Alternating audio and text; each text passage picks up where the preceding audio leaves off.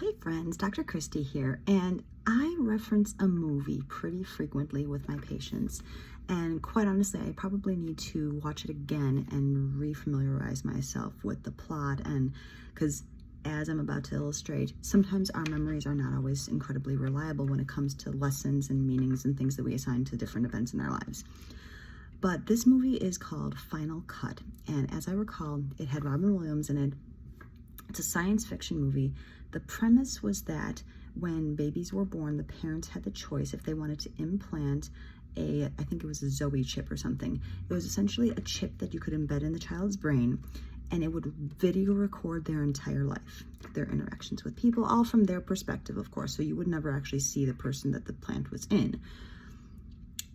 And it would video record their entire life, their interactions, their experiences, their entire life.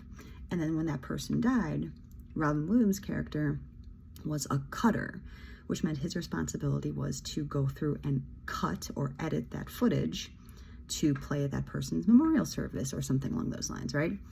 And it was a really interesting concept. And, you know, he was able to make rapists and people who've done these really atrocious things in their life look like saints just by editing the footage in the appropriate way, interestingly enough. But more so than that, he himself had a memory of something from his childhood. And when he played that situation, he played that memory over and over and over again.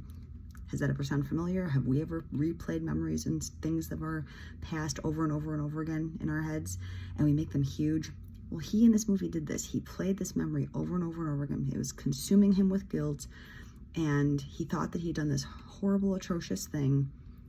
And then he actually found the person who was he interacted with during this memory that he had.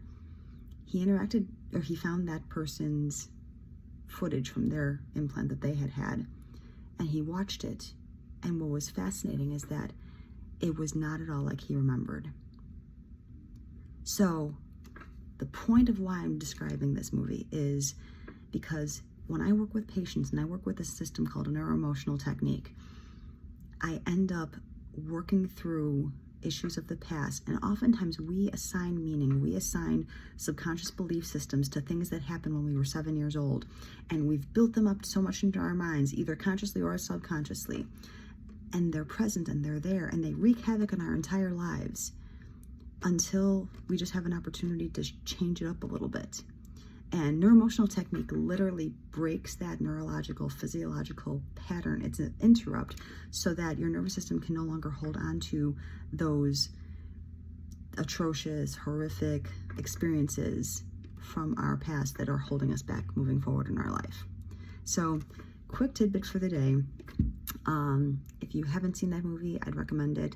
And if you haven't experienced neuroemotional technique, I would totally recommend that too, because it's one of the most powerful systems that I use in my office to help people get over and help your bodies heal and be more balanced through the stress and the experiences and the stuff that life throws us from childhood and beyond. So lots of love to you all. Have a good rest of your day, and talk to you soon.